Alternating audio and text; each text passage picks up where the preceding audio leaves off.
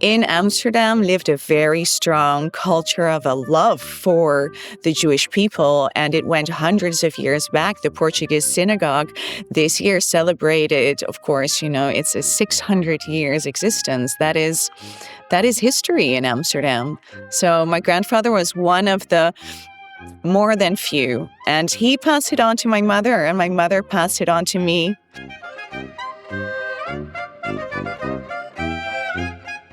Welcome to this episode of Your People Will Be My People, Conversion in a Post-October 7th World. This podcast is sponsored by Project Ruth. Project Ruth, founded in 2023, formalizes Orthodox affiliation for Jews of diverse and varied backgrounds, welcoming those seeking Orthodox conversion to find meaningful connection to and understanding of Jewish life and practice. I am Rabbi Adam Mintz, founder and president of Project Ruth. I'm here as always with Meredith Berkman, community activist and leader within the Jewish community. Today, we are honored to welcome Sarah Hildering von Lith. Sarah is speaking to us from downtown central Tel Aviv. And whenever and wherever you're listening and watching this podcast, you'll know that we're now in the middle of a war with Iran. And Sarah is in the middle of missiles striking. Yesterday, a missile struck 150 meters from her home.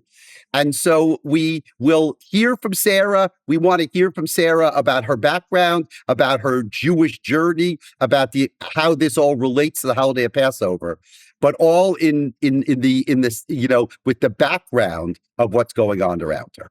Welcome, Meredith. Welcome, Sarah. Take it away, Sarah.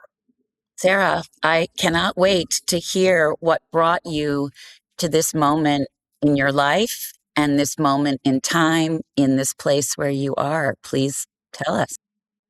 Thank you so much for having me. It's a pleasure and an honor to be able to have this conversation with you.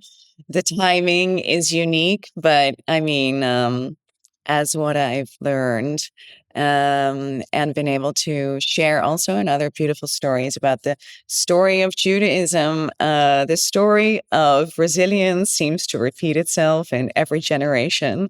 So yeah, we are living through remarkable times also. Yes. What brought me here? That was your question, right, Meredith? Yes, Israel was not your original home. No, absolutely not. I am originally Dutch. I was born in Amsterdam, late 80s. My mother is a real Amsterdam born and raised woman. Her father, my grandfather, was in the underground resistance during the Shoah. I would say that he's been one of the most influential men in my life and the first man to speak to me about Judaism. I remember him saying when I was 3 years old that it is our duty to protect the Jewish people because they are responsible for culture and poetry and art and invention and education, creativity in our society, and we are indebted to them forever. So it is our duty to protect the Jewish people as much as civilization. Yeah, so he influenced me. Your grandfather, not everyone in that moment, in that time, and in that place, right, felt that Correct. way. What was it about your grandfather that would lead him to be in the underground so bravely, to be, as they say in Yad Vashem, a righteous Gentile, protecting, and also to lead him to want to communicate that to the next generation by telling you as a very young child?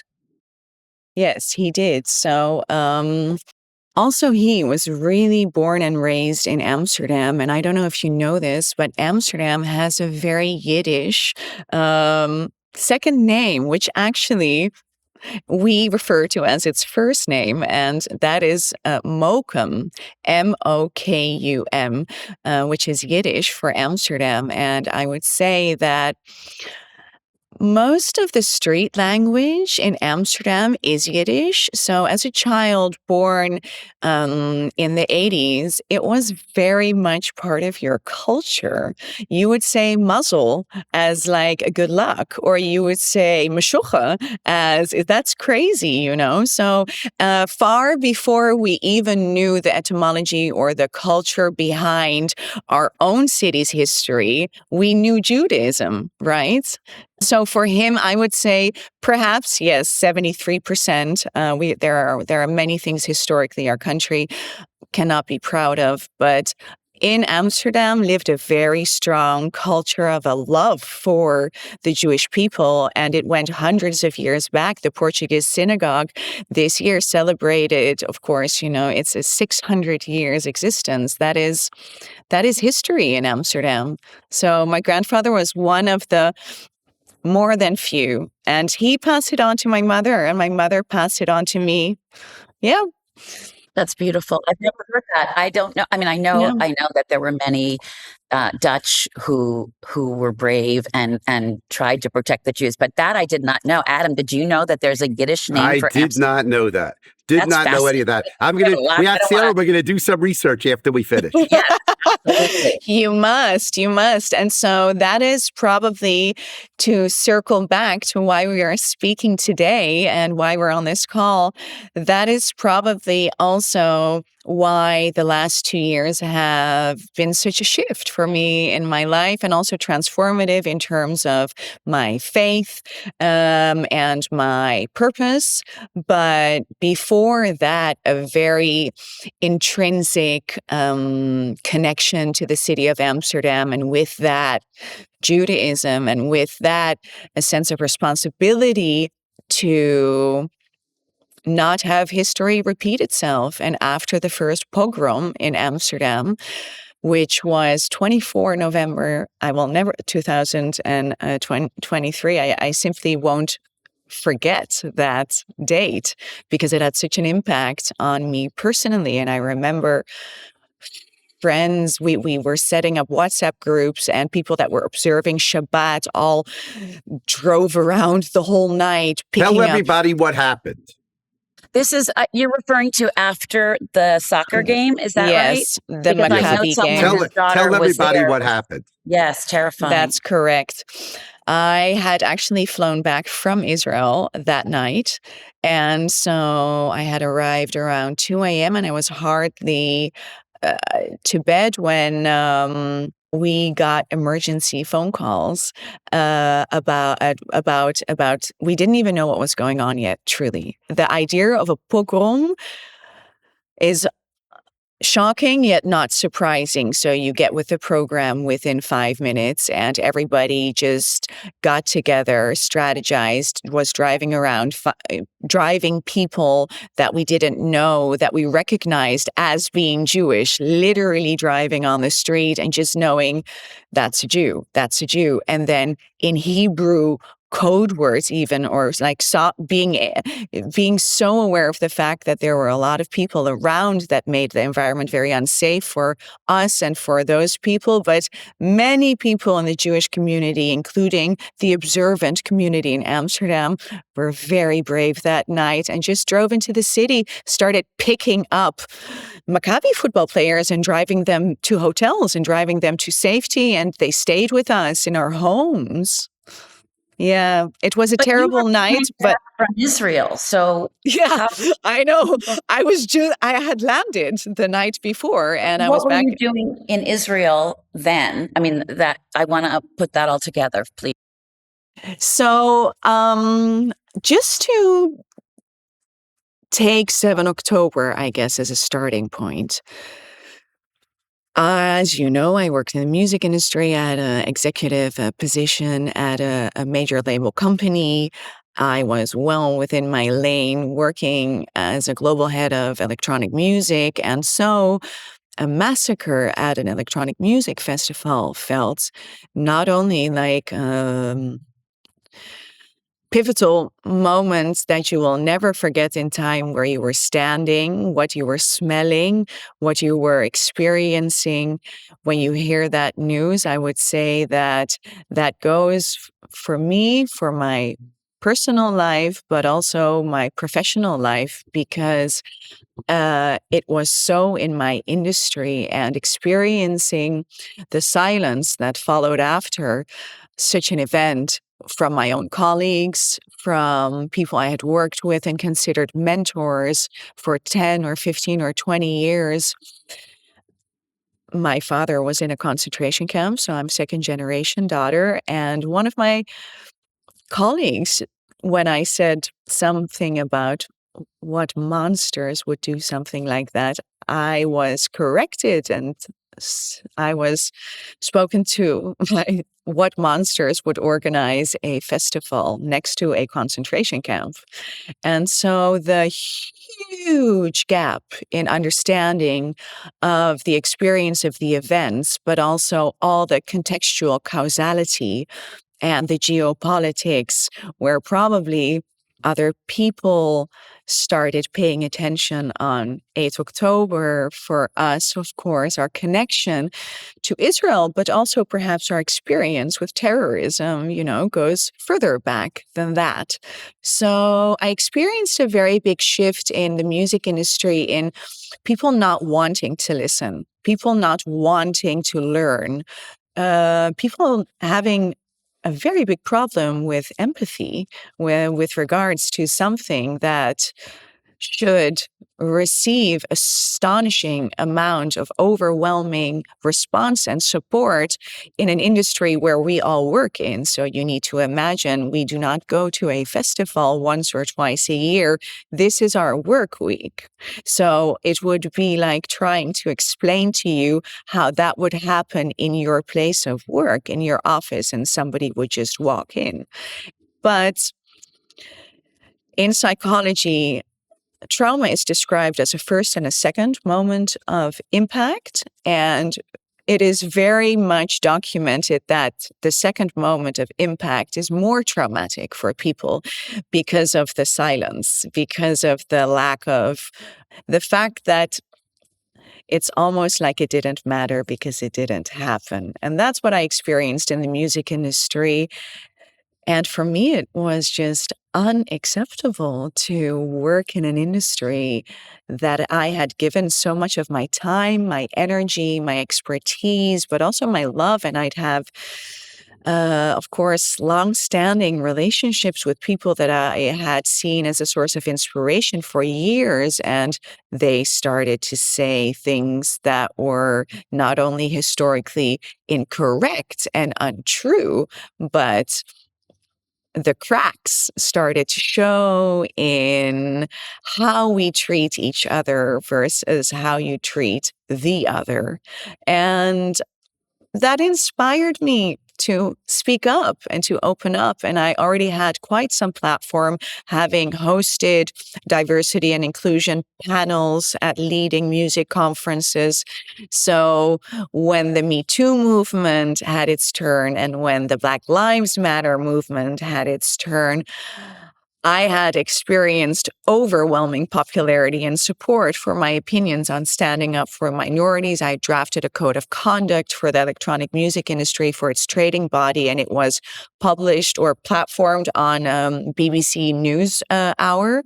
And then it's just astonishing to speak up against Jew hate and to realize that nobody is interested in what you have to say. And that shifted my energy from working in the music industry to wanting to spend more time in Israel and give my energy purpose here.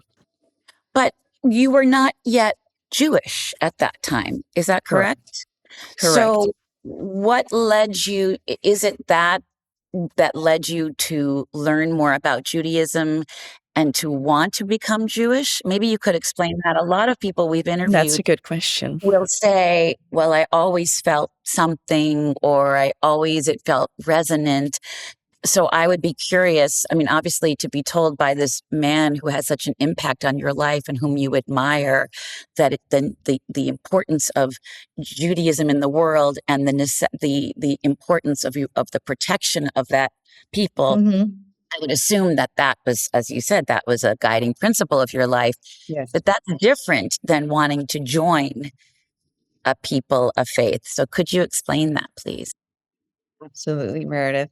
I think that's the best question to ask because that's what led me much closer to my faith and also there with my purpose. So when I was really, really young, my mother, having studied actually and graduated, she got her medical psychology degree here. She graduated in Jerusalem, and after that, she worked in the field for many years in Israel. So What brought her to Israel?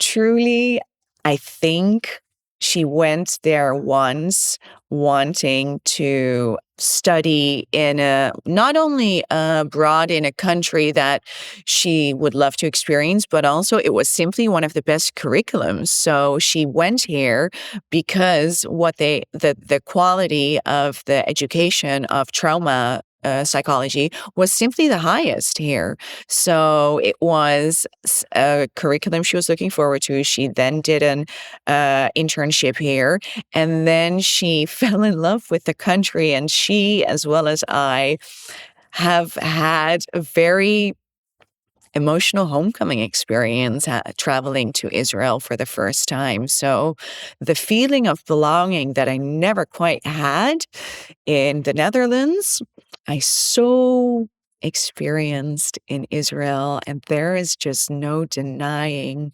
that experience. And I would say that I grew up with that. I would say my mother and father really raised all three of us with Jewish values. And although we didn't have a Jewish school upbringing, we had private lessons both in Torah study and the history of Israel and its people.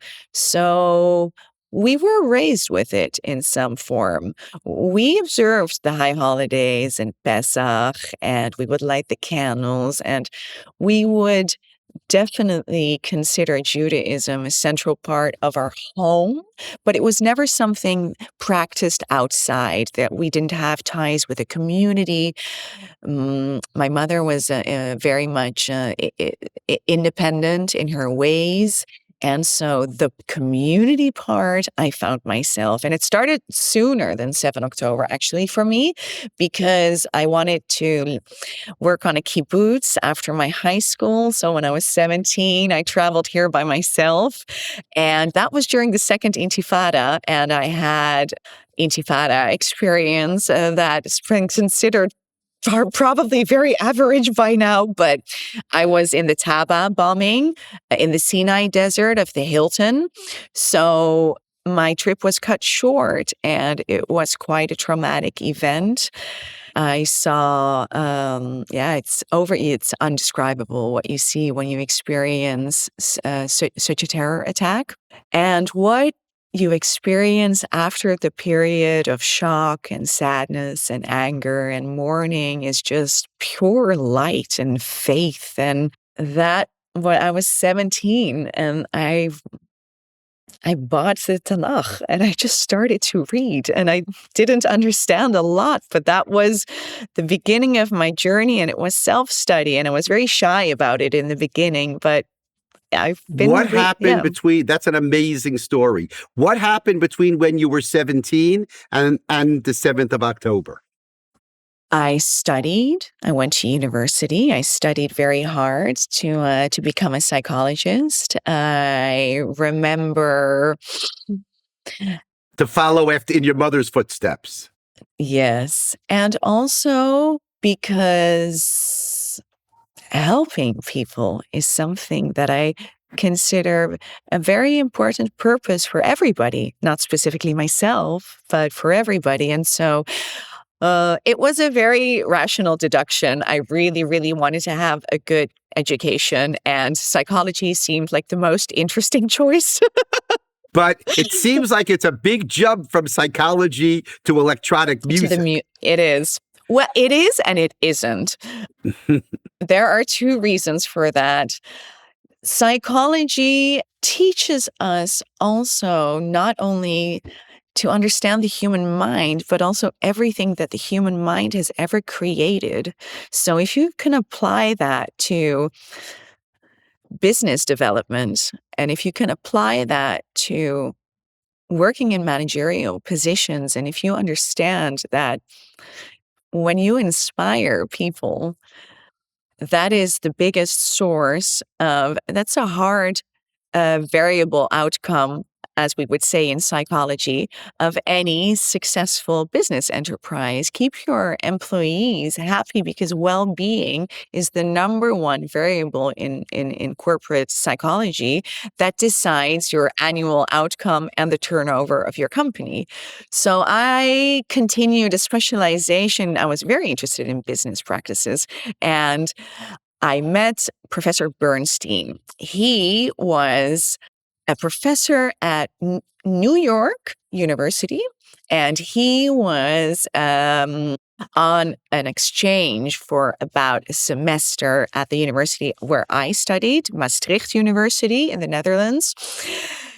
And I had read his work before, and I was very excited that we had a Jewish professor from New York, because I had gone to the international school before, and I missed speaking English, and I missed having he was so outspoken, and I just loved the American way of teaching. It was so much more inspirational, so much less dry. We at university used to say so much less German. That's funny. But Professor Bernstein, well, I basically begged him for an internship, and he approved, and we worked together for 7 or 8 months on a big research program that was ultimately published and adopted by the Ministry of Health of the Netherlands about the well-being of patients with certain psychological disorders. And he is one of the great mentors in my life. And I remember speaking to him about the things that I had read. I started to become more interested in also reading the stories about the female prophets, and the Sephirot, and the gematria behind their stories and what they had brought Judaism. And I could speak to him about it. And I had nobody else I could speak to about that. So these two worlds for me were coming together with a professor that I had developed a very nice working relationship with. And it was the first time in my life that I was so good at something. And then I understood, I feel so much more inspired when I'm around Jewish people, and I love to learn from them. Yeah.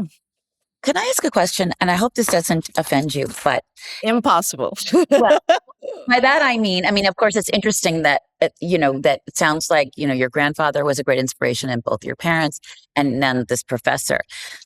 Often, and I always joke, as that Jews are all, because we're such a small people, we're always, is this one Jewish? Is that one Jewish? Have you ever thought? Because I have never heard before, certainly not during these podcasts. Adam is, probably has heard it all, but someone who said, we were not Jews, but we were raised with a lot of Judaism. So I always wonder, you mentioned the Portuguese synagogue in Amsterdam. Have you, or I'm sure you have thought of this, but have you ever wondered if perhaps your family, left Spain or Portugal, and that there was, perhaps you were conversos, because the whole converso experience was that Judaism was inside, not outside. Have you ever thought about that? I don't want to offend you. It's certainly possible for non-Jews to be drawn to Judaism and choose not to convert and to give this gift to their children. But having just been in Portugal, I was You're wondering. very right. You're very right, actually. So it's quite the opposite from offending me. It's interesting that you note this. My mother did a DNA test. I believe it skipped 2 generations, and then she comes from a pure Levi bloodline. And she herself started a conversion when she was in Israel. Then she got an opportunity to work in Israel. And it was a very, very big compliment, and she couldn't do both. And she never finished her conversion. And I think that perhaps to this day it makes her lonely. I don't know, but I can see her incredible love for her faith and spirituality. Adam has And time. Adam, don't you have time to convert your mother? My Here goodness. you go. I mean, it's Here we done. go. Get her on the phone right What do you now. mean? What do you mean? There's a family rate. So, Sarah, I'm interested. So, really, your connection to Judaism was interestingly from your family. It was emotional. It was after the attack in Amsterdam and after October 7th. yes, And then you began and are beginning your religious journey to Judaism. And yes. how is your religious journey to Judaism impacted by kind of the emotional background? And I'll just add one point here to say that it's interesting that the story of the Exodus that we read on Passover is also that kind of story. The Yes. Exodus is very much an emotional story. We were slaves and then we were free. But the story is about we're free so that we can worship God. So the Purpose. connection between the emotional piece and the religious piece goes all the way back to the story of Yeah. Passover. Absolutely. And that Passover actually is not only about freedom, but what we do with our freedom. So the purpose in it. And that is one of the strongest Jewish values, indeed, that I'd say I practice to answer your question. However, how has it, your exact question, I believe, was How is is the it? emotional piece of your background connect to the religious journey? So after 7 October, I didn't feel very safe in Amsterdam. I had experienced antisemitism, threats.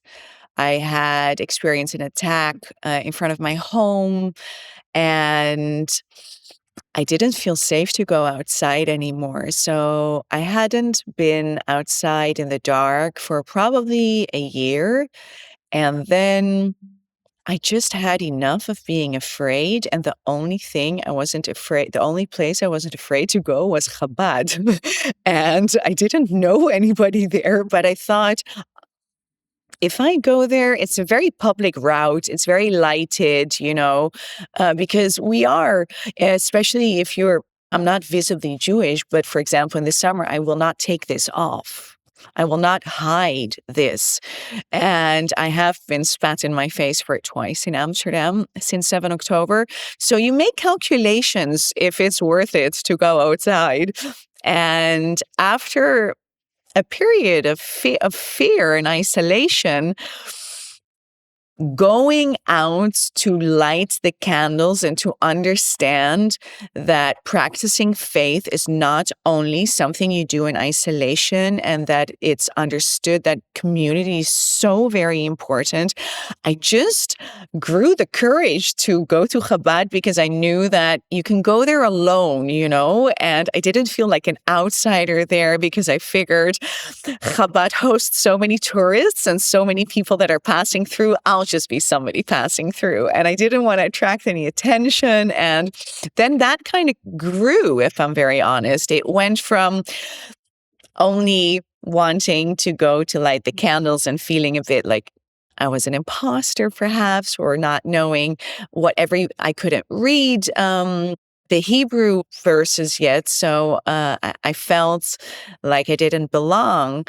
But then I had motivation and a goal and something to learn. So then I studied that so that I could keep up. And then I went to the service on Friday night. And then I was still too shy to stay for the Kiddush dinner because I was afraid that I didn't belong. And then after a few weeks, I kept being invited and everybody was so nice. And the rabbi would, beg me to stay and he would sing. And my courage grew along with the first experience of community, of Jewish community. And so that's how the two kind of kept feeding each other. It kept growing. And so the fear that I felt and the anxiety after what I had experienced, that kind of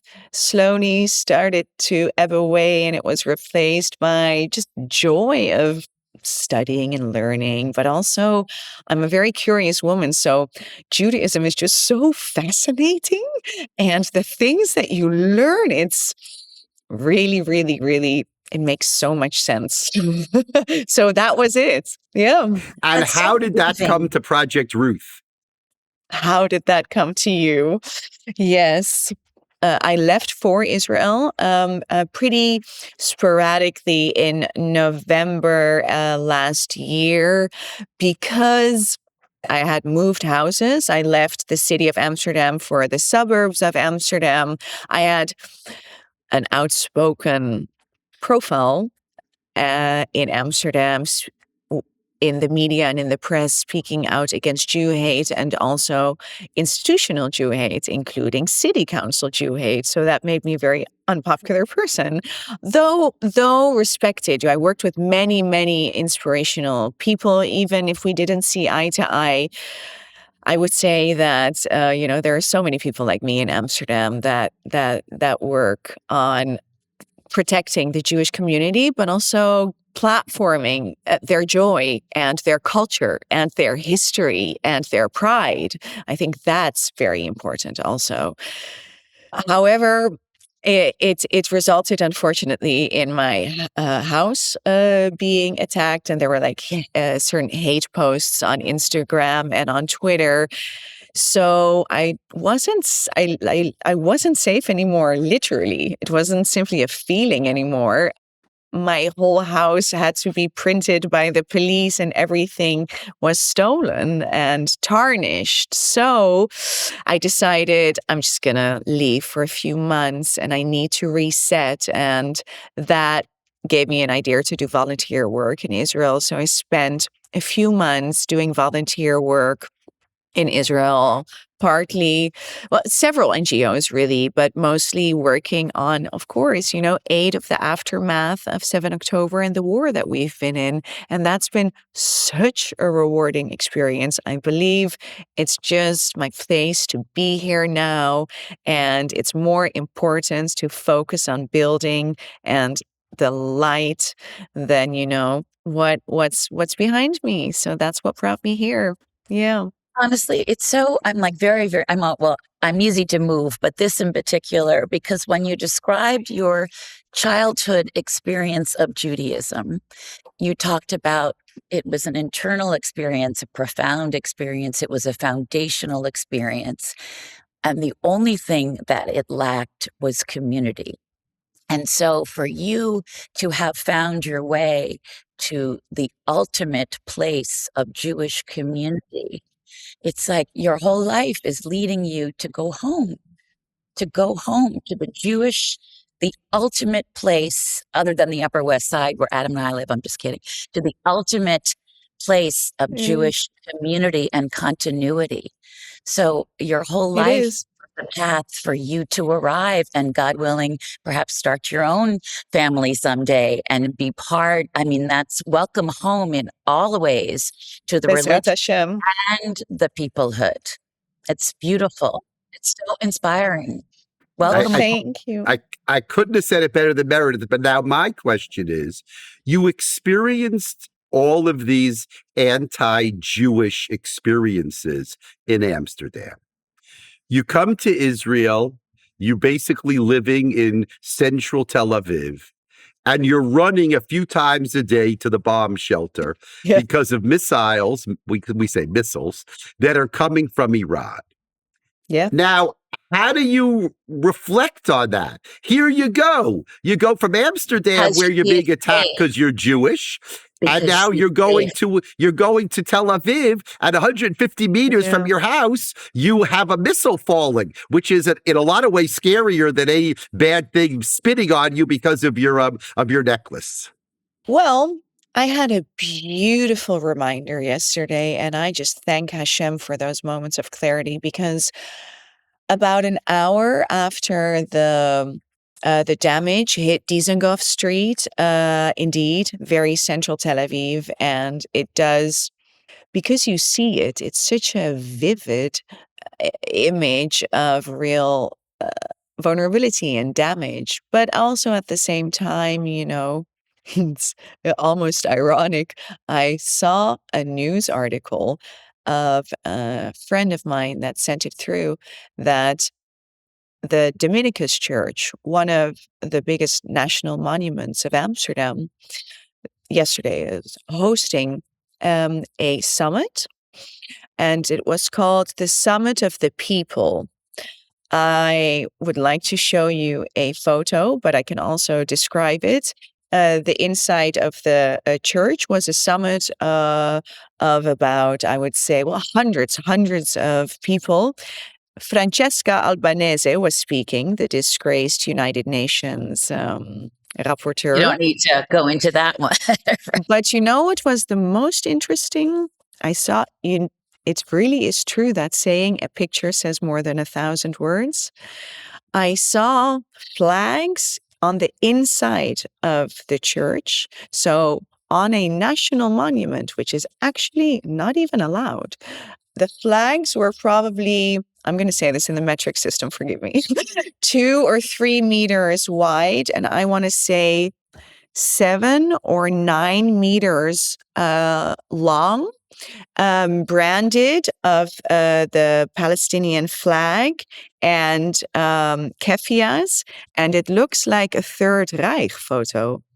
The branding of the colors and the blocks and the how something is so hardly branded, the red and the black. And I looked at it and I thought, this is a photo, this could have been Nazi Germany. It's exactly the same level of intensity, of hate, of repulse and fear that anybody of us that would see that picture.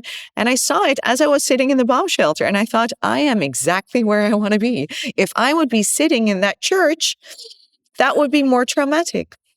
That's So I amazing. don't Now, care. Yeah, I'm fine. You're sitting in Tel Aviv in your apartment right now. Please God, the evil should be destroyed and you should be Yes. able to live in peace and security for a long, long time to go. And you've had an amazing journey, and your Jewish journey, your Jewish religious journey is ongoing. How do you see, with all your background and all your experience, how do you see your impact on Israeli society, on Jewish society going forward? Mm-hmm. Yes, absolutely. So, well, a central part of Judaism is that we educate and pass on and inspire via curiosity generation on generation. So I think that the dream that is Am Yisrael Chai, it is a responsibility for all of us to live that dream and to pass that dream on. And that is one of the reasons that I am here. And in the meantime, this country also has a lot of uniting to do, and the war has had big consequences, especially on the youth, on the younger people. And at the same time, as much as you walk around and you see survival here, you also see resilience. People refuse to stop smiling and refuse to stop living. It's the most inspiring place to be around ever, really, truly. Anybody in the world that thinks that they have problems, they should just be more like Israeli women. So it's very, very inspiring to be here.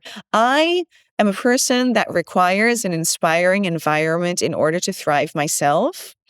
Amsterdam is no longer that for me. So if it is also my God's given duty to live a life of purpose and of good, then where am I best to do that and to make use of my talents and my experience and my abilities? And that is certainly not in the Netherlands anymore. So it's time to, plant new seeds here. And Israel requires planting of seeds now. 'Tis the season, I believe. Let me ask you something. Will this be your first Pesach to celebrate in the land of Israel?